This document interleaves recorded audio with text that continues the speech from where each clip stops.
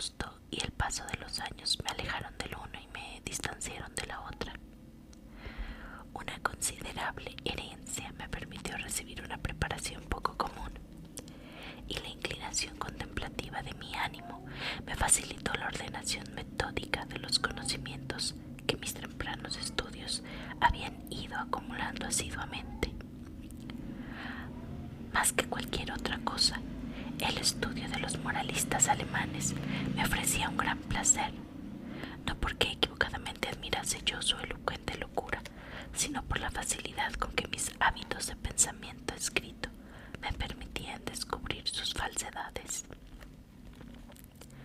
Se me ha reprochado con frecuencia la aridez de mi espíritu, la falta de imaginación, y se me ha imputado como un crimen, y el pirronismo de mis opiniones me ha dado fama en todo momento. En realidad, temo que mi fuerte predilección por la filosofía física haya impregnado mi mente de un error muy frecuente en nuestra época. Me refiero a la costumbre de atribuir todo proceso, incluso el menos susceptible de tal atribución, a los principios de aquella ciencia. En general, nadie podría encontrarse menos expuesto que yo al peligro de salirse de los severos límites de la verdad. Seducido por los ignes factu de la superstición, me ha parecido apropiado establecer esta premisa para que el increíble relato que he de narrar no sea considerado el desvarío de una tosca imaginación en vez de la experiencia positiva de una inteligencia para la cual los sueños de la fantasía han sido letra muerta y nula. Después de pasar largos años viajando por el extranjero, en el año 18 me embarqué en el puerto de Batavia, ciudad de la rica y populosa isla de Java, para hacer un viaje al archipiélago de las islas de la Sonda. Iba como pasajero sin otro motivo de una especie de inquietud nerviosa. Esta me perseguía como si fuera un espíritu maligno. Nuestro barco era un hermoso navío de unas 400 toneladas. Tenía remaches de cobre y había sido construido en Bombay, de madera de teca de lavar. Transportábamos una carga de algodón y aceite de las islas Laquedivas. También llevábamos a bordo bonote, azúcar de palmera, manteca clarificada de leche de búfalo, cocos y unos cajones de opio. El arrumaje había sido torpemente hecho y por tanto el barco aguantaba poco. Partimos un poco con viento y durante muchos días navegamos por la costa oriental de Java, sin otro incidente para paliar la monotonía de nuestro derrotero que el encuentro ocasional de algunos de los pequeños grabs del archipiélago a donde nos dirigíamos. Una tarde, mientras me encontraba apoyado en el coronamiento, observé una extraña nube hacia el noreste. Era notable, tanto por su color como por ser la primera que habíamos visto desde nuestra partida a Batavia. Estuve mirándola con atención, pues la puesta de sol, cuando de pronto se extendió hacia el este y el oeste, ciñendo el horizonte con una estrecha franja de vapor que parecía una línea de costa baja. Enseguida me llamó la atención el color rojizo oscuro de la luna y la extraña apariencia del mar. Este pasaba por un cambio rápido y el agua parecía más transparente que de costumbre. Aunque podía distinguir en el fondo claramente, sin embargo, al echar la sonda descubrí que el barco se hallaba en 15 brazas. El aire se había vuelto intolerable, cálido, y se llenaba de exhalaciones en espiral, semejantes a las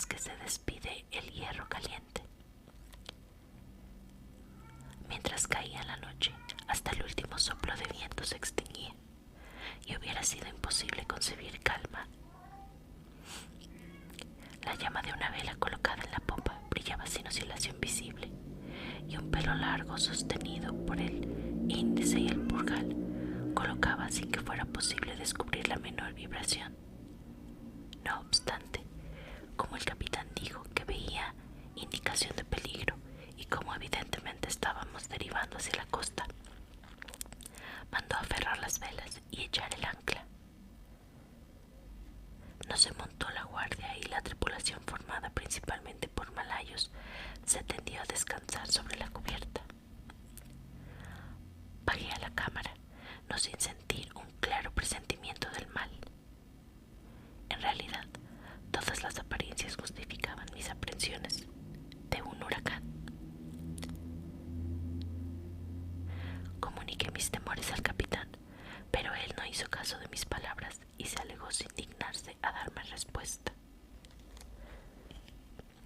Mi inquietud, sin embargo, no me permitía dormir, y alrededor de la medianoche subí a cubierta, mientras apoyaba el pie en el último peldaño de la escalera de la toldilla. Me sobresaltó un fuerte rumor, como el zumbido que procede de una rueda de molino girando rápidamente, y antes de que pudiera captar el significado del ruido, descubrí que la embarcación temblaba hasta su centro. Al instante, un mar de espuma escoró el barco y, atravesándolo de proa a popa, barrió por el centro de las cubiertas.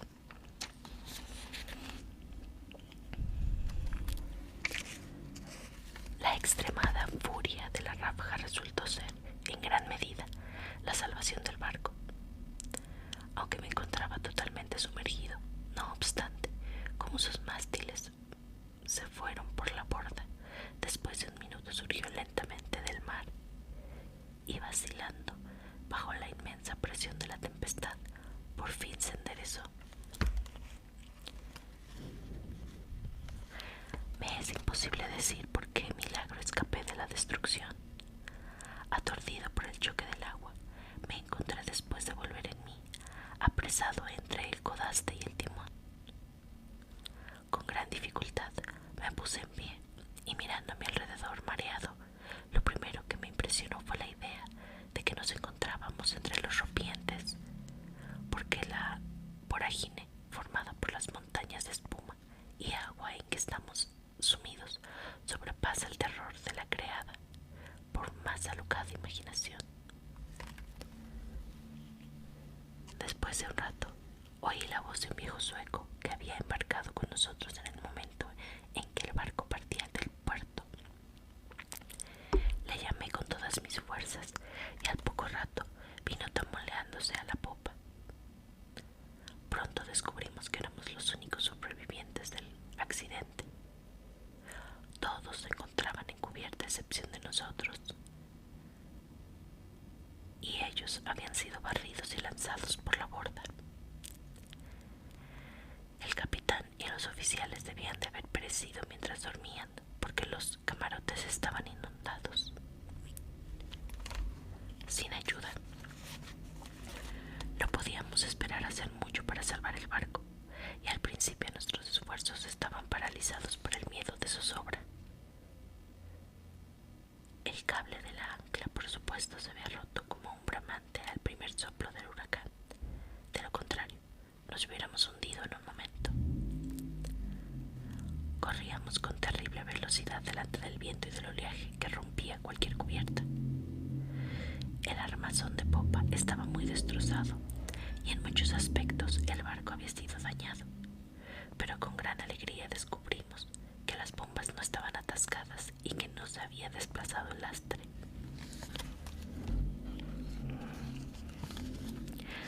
Ya había pasado la furia del huracán y los pocos peligros que temíamos de la violencia del viento eran los que nos inquietaban, pues creíamos que, dada la desastrosa condición del barco, pereceríamos en el tremendo oleaje.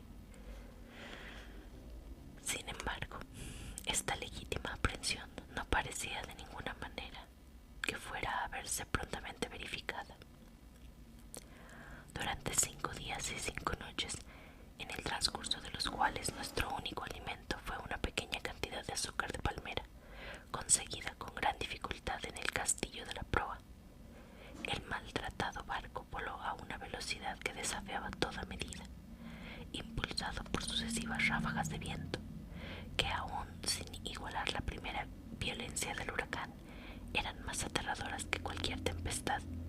visto antes. Nuestro rumbo, con pequeñas variaciones durante los primeros 4 días, fue sureste. Debíamos de haber pasado delante de la costa de Nueva Holanda. Al quinto día del frío, que se hizo extremo, el viento había girado un punto hacia el norte.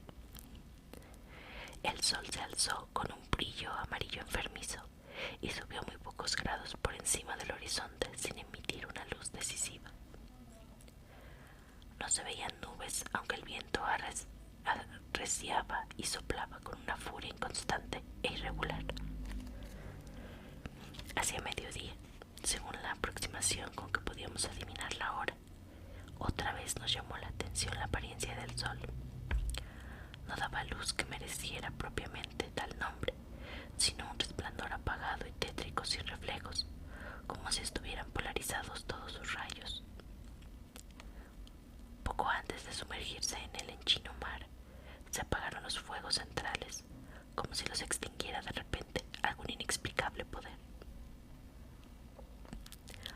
Solo era un pálido contorno plateado mientras se precipitaba el insondable mar. En vano esperábamos la llegada del sexto día. Ese día aún no ha llegado para mí, y para el sueco no llegó jamás.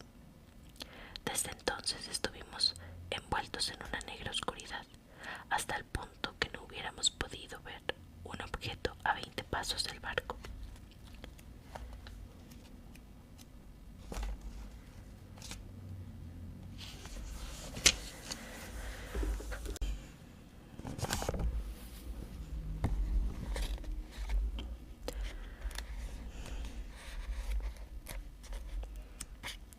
La noche eterna continuó rodeándonos sin el alivio de aquella luminosidad fosfórica del mar que solíamos ver en la zona tropical.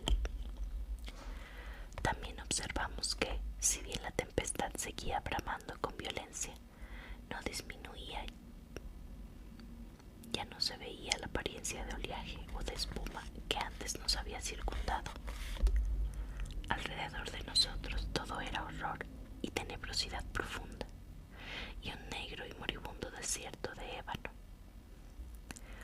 Un terror supersticioso se insinuaba gradualmente en el ánimo del viejo sueco, y mi propia alma estaba envuelta en un asombro silencioso. Descuidamos toda atención al barco por considerarla completamente inútil, y después de atarnos bien como pudimos al tocón del palo de mesana, mirábamos amargamente aquel mundo del océano. No teníamos medios de calcular el paso del tiempo, ni podíamos adivinar nuestra posición. Sin embargo, éramos conscientes de haber llegado más hacia el sur de lo que cualquiera habría llegado antes, y experimentamos gran asombro al no encontrar los acostumbrados obstáculos de hielo. Mientras tanto, cada oleada montañosa se apresuraba a hundirnos. El oleaje sobrepasaba todo lo que yo ya había antes imaginado como posible, y es un milagro que no fuéramos sumergidos al instante. Mi compañero habló de la ligereza de nuestro cargamento y me recordó las excelentes cualidades de nuestro barco, pero yo no podía evitar un sentimiento de completa desesperanza, y melancólicamente me preparé para esa muerte que, en mi opinión, nada podía retrasar más de 1 hora, ya que cada nudo que avanzaba el barco en el oleaje de las prodigiosas aguas negras se hacía más funestamente pasmoso. A veces nos quedábamos casi sin aliento a una altura más elevada que la de los albatros. A veces nos mareábamos con la velocidad del descenso hacia un infierno acuoso donde el aire quedaba estancado y ningún sonido molestaba el sueño de los kraken. Nos encontrábamos en el fondo de uno de los abismos cuando un repentino grito de mi compañero se alzó horriblemente en la noche. «¡Mira! ¡Mira! ¡Mira!», gritó chillando en mi oído. «Dios Todopoderoso, mira, mira, mira».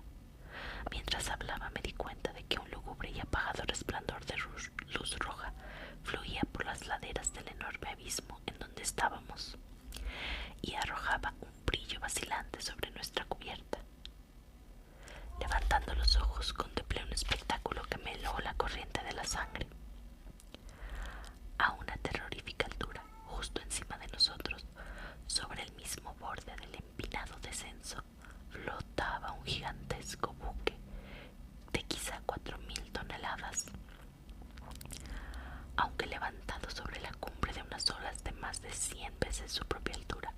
Su tamaño aparente aún excedía el de cualquier buque de guerra o de la Compañía de Indias Orientales. Su enorme casco era de profundo negro deslustrado y sin ninguno de los acostumbrados adornos de un navío. De las portañolas abiertas se proyectaba una sola fila de cañones de bronce, de cuya superficie se desprendían los fuegos relajados de innumerables linternas de combate que se balanceaban entre las jarcias.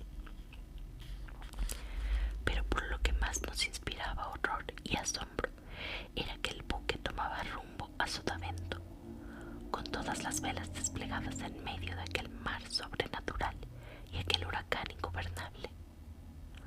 Cuando lo descubrimos al principio, solo podía verse la proa, mientras se elevaba lentamente desde el tenebroso y horrible golfo que quedaba atrás. Pero, por un momento de intenso terror, quedó parado el barco sobre la vertiginosa cima, como si estuviera contemplando su propia grandeza, y entonces tembló y vaciló y se precipitó hacia abajo. En aquel instante, no sé qué repentina serenidad se apoderó de mi espíritu.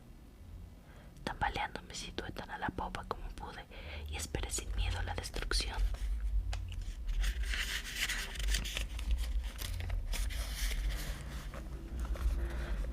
Nuestro propio navío por fin dejaba de luchar e iba zozobrando con la proa sumergida en el mar. Por lo tanto, la masa descendente chocó con el barco en esa parte de su armazón, ya que estaba hundida, y el resultado inevitable fue arrojarme con irresistible violencia sobre las jarcias del buque desconocido. En el momento de mi caída, el barco vaciló y viró, y atribuí la confusión reinante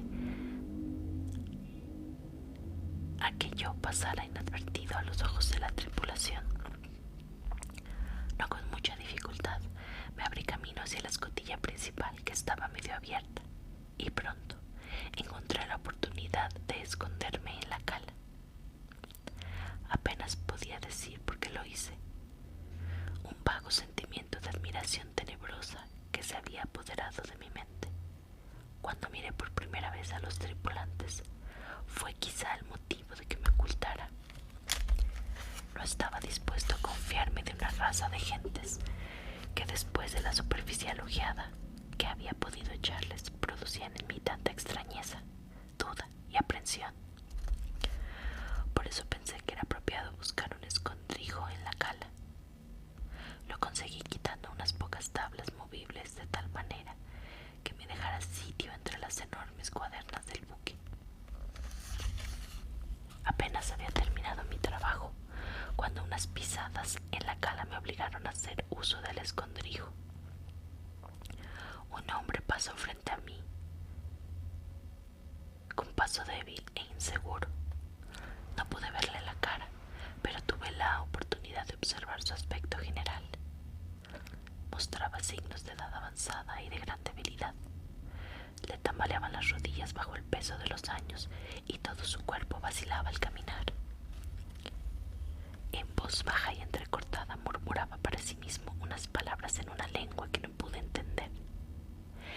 Y él buscaba algo desordenadamente en un rincón, entre un sinnúmero de instrumentos extraños y deteriorados y cartas de navegación.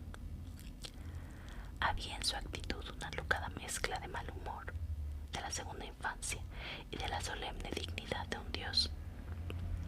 Por fin subí a cubierta y no volví a verlo más. Un sentimiento para el cual no encuentro nombre se ha apoderado de mi alma.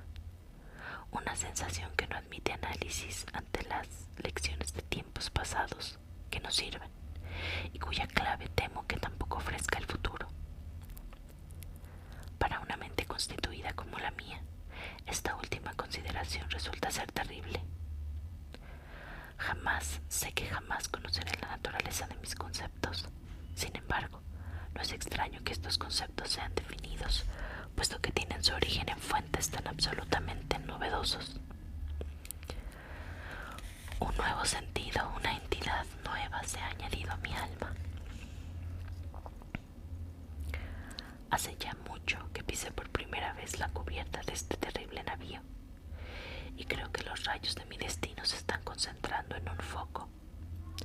Hombres incomprensibles envueltos en meditaciones de una especie que no puedo adivinar pasan frente a mí sin darse cuenta de mi presencia. Ocultarme es un absoluto desvarío porque esta gente no me quiere ver. Hace solo un momento pasé directamente delante de los ojos del contramaestre y no hace mucho que me atreví a entrar al camarote privado del capitán y tomé de allí los materiales con que escribo y con que he escrito antes. De vez en cuando seguiré escribiendo este diario. Es verdad que tal vez no encuentre oportunidad de comunicarlo al mundo, pero no dejaré de intentarlo. En el último momento encerraré el manuscrito en una botella y lo arrojaré al mar. Un incidente que ocurrió me ha dado nuevos motivos de meditación. Son estas cosas evidencia de la operación de un azar ingobernable. Me había atrevido a subir a la cubierta y me había tumbado, sin llamar la atención, entre un montón de flechaces y viejas velas en el fondo de un bote. Mientras meditaba sobre lo singular de mi destino, inconscientemente pintarrajeaba yo con una brocha embadurnada de brea los bordes de una arrastradera, cuidadosamente doblada y colocada sobre un barril que había cerca. Esta vela estaba envergada y los impensados toques de la borda se despliegan formando la palabra descubrimiento. Últimamente he hecho muchas observaciones sobre la estructura del navío. Aunque está bien armado, creo que no es un buque de guerra. Sus jarcias, construcción y equipo en general, todo ello niega una suposición semejante. Fácilmente puedo percibir lo que el barco no es. Me temo que es imposible decir lo que es. No se me ocurre, pero cuando examino su extraño modelo y el raro aspecto de sus mástiles, su enorme tamaño y extraordinario velamen, su proa severamente sencilla y su antigua popa, a veces cruza por mi mente la sensación de cosas familiares, y siempre con tales sombras de memoria se mezcla un inexplicable recuerdo de viejas crónicas extranjeras y de edades antiguas. He estado mirando las cuadernas del buque. Está construido con un material que desconozco. Hay un aspecto peculiar de la madera que me parece que la hace inservible para el propósito para el cual ha aplicado. Me refiero a su extrema porosidad, que no se relaciona con la condición carcomida que es debida a la navegación por estos mares, ni con la podredumbre resultante de su edad. Quizá aparezca una observación demasiado extraña, pero esta madera tendría todas las características del roble español, si el roble español fuera dilatado por medios anormales. Al leer la frase anterior viene a mi memoria un curioso apotegma de un viejo navegante holandés de rostro curtido por la intemperie. Tan seguro es, acostumbraba a decir cuando alguien ponía en duda su veracidad, tan seguro es como que hay un mar donde el mismo barco crecerá como el cuerpo vivo de un marinero. Hace alrededor de una hora me atreví a meterme entre un grupo de tripulantes. No me hicieron el menor caso, y aunque estuve en medio de ellos, parecían totalmente ajenos a mi presencia. Igual que el primero que había visto en la cala, todos mostraban señales de una avanzada edad. Sus rodillas temblaban de debilidad, sus hombros se doblaban de decrepitud, su piel marchita se estremecía con el viento. Sus voces eran bajas, trémulas y entrecortadas. Sus ojos brillaban con los humores de los años y su pelo cano ondeaba terriblemente en la tempestad. A su alrededor, por todas partes de la cubierta, se veían esparcidos instrumentos matemáticos de la más peculiar y anticuada construcción. Mencioné hace algún tiempo que una arrastradera había sido izada. Desde ese día el barco, con el viento en popa, ha seguido su aterradora carrera hacia el sur, con todas las velas desplegadas, desde la galleta del mástil hasta las botavaras de las arrastraderas, y hundiendo cada momento los penoles del Juanete en el más asombroso infierno de agua que la mente del hombre pueda imaginar. Acabo de bajar de la cubierta, donde me resulta imposible mantenerme en pie. Aunque la tripulación parece experimentar poca inconveniencia, me parece un milagro de milagros que nuestra enorme masa no sea tragada en el acto y para siempre. Sin duda estamos destinados a flotar siempre en el mismo borde de la eternidad, sin prestarnos finalmente al abismo. Por entre las olas, 1000 veces más gigantescas que las que he visto jamás, nos deslizamos con la facilidad de la rápida gaviota, y las colosales aguas alzan la cabeza sobre nosotros como demonios de la profundidad. Pero como demonios son limitados a simples amenazas y se les prohíbe destruir, me siento inclinado a atribuir a ellos incidentes de salvación a la única causa natural que puede explicar el efecto. Debo de suponer que el barco está sometido a la influencia de alguna fuerte corriente o algún impetuoso corriente de fondo.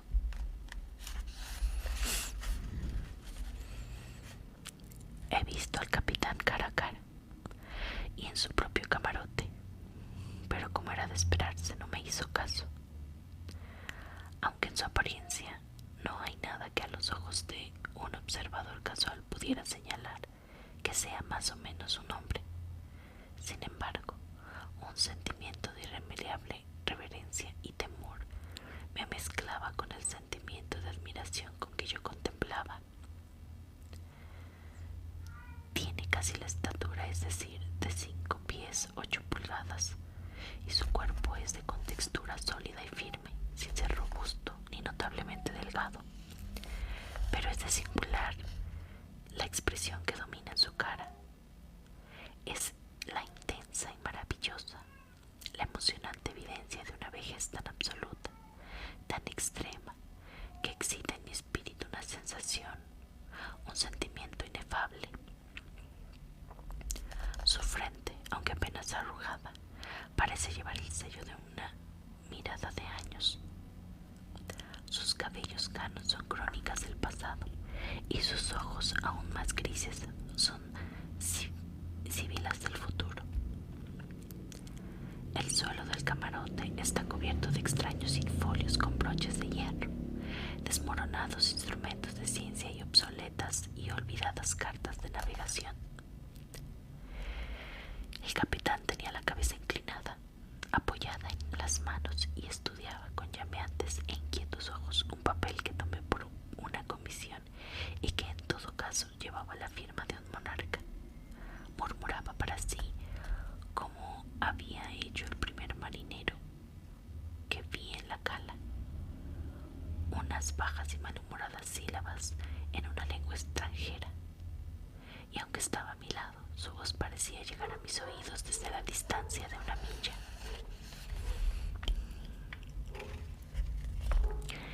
El barco y todos los que navegaban en él estaban impregnados por el espíritu de la antigüedad. Los tripulantes se deslizaban de un lado a otro como espectros de sepultadas centurias. Sus ojos comunicaban un significado ansioso e intranquilo, y cuando sus dedos aparecen entre mis ojos bajo el desolado resplandor de las linternas de combate, me siento como nunca antes me he sentido jamás. Aunque durante toda mi vida he sido comprador de antigüedades y fui embebiendo las sombras de las derruidas columnas de Baalbek, Tadmor y Persépolis, hasta que mi propia alma se ha convertido en una ruina. Cuando miro a mi alrededor, me siento avergonzado de mis aprensiones anteriores. Si temblaba ante la tempestad que ha reinado hasta ahora, no me quedaré horrorizado ante la guerra de viento y mar, para la cual las palabras tornado y huracán resultan insignificantes e ineficaces. Alrededor del barco solo reina la oscuridad de la noche eterna y un caos de agua sin espuma, pero a una legua a cada lado pueden verse indistintamente a ratos enormes murallas de hielo que se alzan hacia un desolado cielo y parecen paredes del universo. Supongo que es absolutamente imposible concebir el horror de mis sensaciones. Sin embargo, una curiosidad de penetrar en los misterios de estas espantosas regiones predomina sobre mi desesperación y me reconciliará con el aspecto más horroroso de la muerte. Es evidente que nos apresuramos hacia algún conocimiento apasionante, algún secreto imposible de comunicar y cuyo alcance entraña la destrucción. Quizá esta corriente nos conduce al mismo polo sur. He de confesar que una suposición aparentemente tan alocada tiene todas las probabilidades a su favor.